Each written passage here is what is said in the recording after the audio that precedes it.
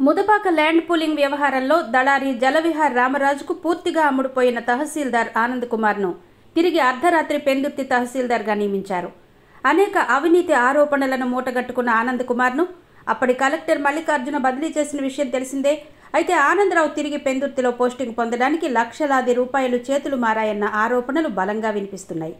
ఎన్నికల తంతు పూర్తయిన తర్వాత రాష్ట్ర వ్యాప్తంగా తహసీల్దార్లకు పోస్టింగులు ఇచ్చిన విషయం తెలిసిందే. అందులో భాగంగానే పెందుర్తికి వేణుగోపాల్ను నియమిస్తూ జిల్లా కలెక్టర్ హరీందర్ ప్రసాద్ ఉత్తర్వులిచ్చారు. అయితే ఏమైందో ఏమో గానీ నెల తిరగకుండానే నాకు వద్దు పెందుర్తి పోస్టింగ్ అంటూ వేణుగోపాల్ దండం పెట్టేశారు. అయితే ఈ స్థానంలో నిజాయితీపరుడైన తహసీల్దార్ను నియమించాల్సి ఉంది.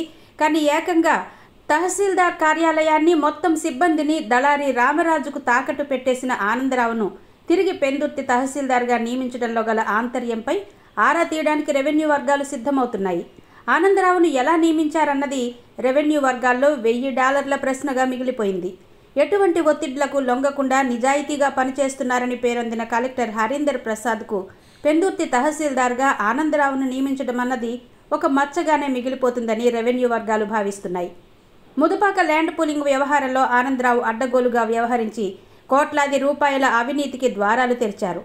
చివరకు ఆనందరావు ఎంతకు బరి తెగించారంటే దళారి రామరాజు బహుమానంగా ఇచ్చిన కారుకు తహసీల్దార్ బోర్డును తగిలించుకుని బాహాటంగా తిరిగారు. అక్కడి బడుగు బలహీన దళిత రైతుల నోట్లో మట్టి కొట్టి దళారి రామరాజు ఎక్కడ సంతకం చేయమంటే అక్కడ సంతకం చేసి పారేశారు. అంతేకాదు పెందుర్తి తహసీల్దార్ కార్యాలయాన్ని పూర్తిగా దళారి రామరాజు కార్యాలయంగా మార్చేశారు. దళితుల పేర్లను తొలగించి వారి స్థానంలో బినామీ పేర్లను ఎక్కించేశారు. అడుగడుగునా అవినీతితో కూరుకుపోయిన ఆనందరావు అప్పటి కలెక్టర్ మల్లికార్జునకు సొంత మనిషి అయినప్పటికీ పత్రికల్లో వచ్చిన ధారావాహిక వార్తల వల్ల బదిలీ నుంచి తప్పించుకోలేకపోయారు.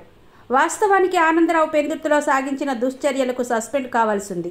కానీ అవినీతి పరులకు అభయహస్తం అందించి పాలించిన మల్లికార్జున ఆనందరావును అప్పట్లో కాపాడడం జరిగింది. అలాంటి ఆనందరావుకు జిల్లా కలెక్టర్ హరీందర్ ప్రసాద్ ఎలా పోస్టింగ్ ఇచ్చారన్నది ఇప్పుడు తేలాల్సి ఉంది.